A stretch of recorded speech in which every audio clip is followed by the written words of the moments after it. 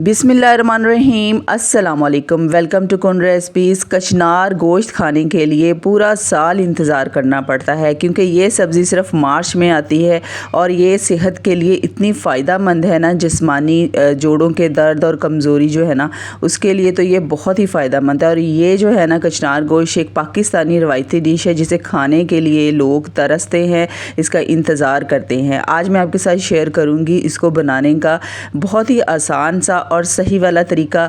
Video को आप full watch कीजिएगा, बहुत ही मज़ेदार ये बनती है, बच्चे बड़े सभी बहुत शौक़ से खाते हैं। और अगर आपने अभी तक नहीं खाई है ना तो ये वीडियो देखिएगा कैसे बनानी है, लाजमी ट्राई कीजिएगा।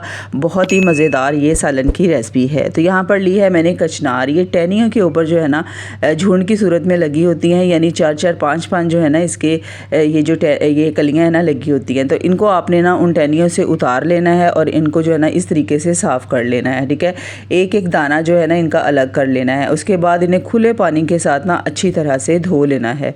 तो यहाँ पर मैं क्वांटिटी बता दूँ, ये 1 किलो के करीब है। ठीक है, थोड़ी सी महंगी भी मिलती हैं लेकिन सेहत के लिए बहुत अच्छी हैं। तो यहाँ पर मैंने 3 अदद बड़े साइज़ के प्याज लिए हैं, इनको चॉप कर लिया था। उसके बाद 4 अदद बड़े साइज़ के टमाटर और तकरीबन 10 से 12 हरी मिर्चें, इनको भी चॉप कर लिया था। और ये 1.5 टेबलस्पून लहसुन अदरक का पेस्ट है। ठीक है, इस कचनार गोश्त को बनाने के लिए ना ग्रेवी थोड़ी सी ज़्यादा बनानी है हमने, लेकिन उसको बनाने का तरीका जो है ना वो आपने लाजमी एंड तक वॉच कर लेना है। तो यहाँ पर ये 1 किलो ही चिकन है। इसमें चिकन जो है ना इसकी क्वांटिटी आप कम ज़्यादा कर सकते हैं, लेकिन चिकन आप जितना ज़्यादा डालेंगे ना कचनार का टेस्ट उतना ही अच्छा आएगा।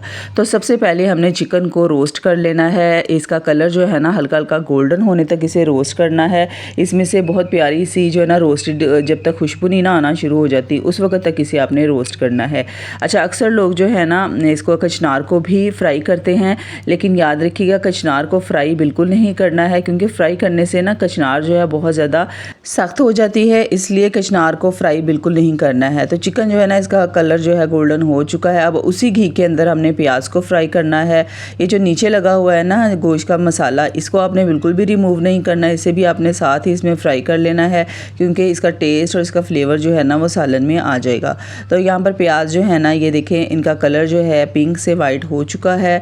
गोल्डन कलर नहीं करना है बहुत ज़्यादा, बस इस तरह से इसका कलर कर लेना है। उसके बाद 1.5 टेबलस्पून लहसुन अदरक का पेस्ट डालना है इसके अंदर और अब इन तीनों चीज़ों को जो है ना दोबारा से अच्छी तरह से फ्राई कर लेना है। अच्छा, ये कचनार गोश्त की रेसिपी जो है ना बहुत ही मज़ेदार बनती है। ये सिर्फ मार्च के महीने में आती है। ठीक है, क्योंकि ये सिर्फ हल्के फुल्के ठंडे मौसम में आती है। उसके बाद इसे खाने के लिए पूरा साल इंतज़ार किया जाता है क्योंकि एक तो ये सेहत के लिए बहुत ज़्यादा अच्छी है कचनार, और इसके अलावा जो है ना ये खाने में भी बहुत ही मज़ेदार बनती है। तो अब मैंने इन तीनों चीज़ों को भी फ्राई कर लिया था। अब इसके अंदर टमाटर और हरी मिर्चों का पेस्ट डालेंगे और इनको ना अच्छी तरह से मिक्स कर लेंगे। टमाटर जो है ना इसमें ज़्यादा डालते हैं, जितने ज़्यादा टमाटर और दही डालेंगे ना उतना ही मज़ेदार इसकी ग्रेवी और मसाला बनेगा। तो इसके अंदर सारी चीज़ें मैंने अब डाल दी हैं। अब इसी पॉइंट पे ना इसके अंदर हमने मसाले डालने हैं। तो इसके अंदर मैंने डाला है 1 टीस्पून भर के कुटी हुई लाल मिर्च, 1 टीस्पून लाल मिर्च पाउडर, 1 टीस्पून हल्दी पाउडर और 1 टेबलस्पून इसके अंदर पिसा हुआ धनिया पाउडर डालेंगे। अगर ज़ीरा पाउडर है ना आपके पास, भुना हुआ ज़ीरा उसका पाउडर है तो 1 टीस्पून भर के वो भी डालना है। और नमक जो है ये भी 1 टीस्पून ही डाला है। मसाले जो है ना ये आपने अपने टेस्ट के हिसाब से डाल लेने हैं। अब टमाटर जो अपना पानी छोड़ेंगे ना, इसी पानी में हमने इन मसालों को ना अच्छी तरह से भून लेना है 2 से 3 मिनट तक। इस तरह से टमाटर जो है ना ये भी अच्छी तरह सॉफ्ट होकर मसाले में घुल जाएंगे और मसाला भी अच्छे से भून जाएगा। अब घी निकल आया है। घी निकलने के बाद ना इसके अंदर हमने डालनी है दही। तो तकरीबन पूरा 1 कप के बराबर जो है ना इसके अंदर मैंने दही डाली है। ठीक है, मसाले में दही डालने से पहले ना फ्लेम आपने बिल्कुल बंद कर देनी है। उसके बाद दही डालनी है, उसको अच्छी तरह से फेंटते हुए ना मसाले में मिक्स कर लेना है। अगर पकते हुए मसाले के अंदर दही डालेंगे ना तो दही में फुटकड़ियाँ सी बन जाएंगी, तो वो बिल्कुल भी अच्छी नहीं लगेंगी और सालन में नज़र भी आएंगी। इसलिए आपने पहले फ्लेम बंद कर देनी है, दही को मिक्स कर लें। जब आधा पानी दही का खुश्क हो जाए ना उसके बाद इसके अंदर हम कचनार डालेंगे। ठीक है, कचनार जो है ना इसको आपने अच्छी तरह से पहले धो लेना है। धोने के बाद फिर ये डालनी है सब्ज़ी। ठीक है, अब इस मसाले के अंदर अच्छे से मिक्स कर लेंगे। इसमें ना आधा कप आपने पानी का डाल देना है। पानी का डालने के बाद ना इसको आपने ढक्कन लगा देना है तकरीबन 15 मिनट के लिए, ठीक है। और बिल्कुल लो फ्लेम पे इसको दम पे लगाना है, तेज़ फ्लेम बिल्कुल नहीं करनी है।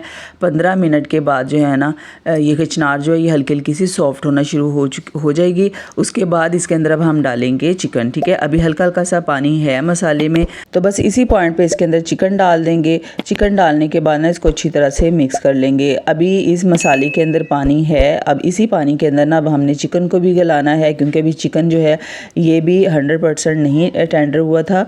तो इसके अंदर अभी मसाले के अंदर भी पानी है और इसी मसाले वाले पानी के अंदर जो है ना इस चिकन को हमने अच्छे से कुक कर लेना है। दोबारा से ढक्कन लगा देंगे पूरे 10 मिनट के लिए, और 10 मिनट के बाद जो है ना यहाँ पर आपको वाज़ह पता चल जाएगा कि कचनार जो है ये भी अच्छी तरह से सॉफ्ट हो चुकी है और चिकन जो है ये भी अच्छे से गल चुका है, ठीक है। अब घी निकल आएगा। उसके बाद इसके ऊपर गरम मसाला पिसा हुआ ये डस्ट कर देंगे, हरा धनिया है तो वो भी डाल देना है। उसके बाद इसको ढक्कन लगा देना और इसके बाद डिश आउट कर लेना है।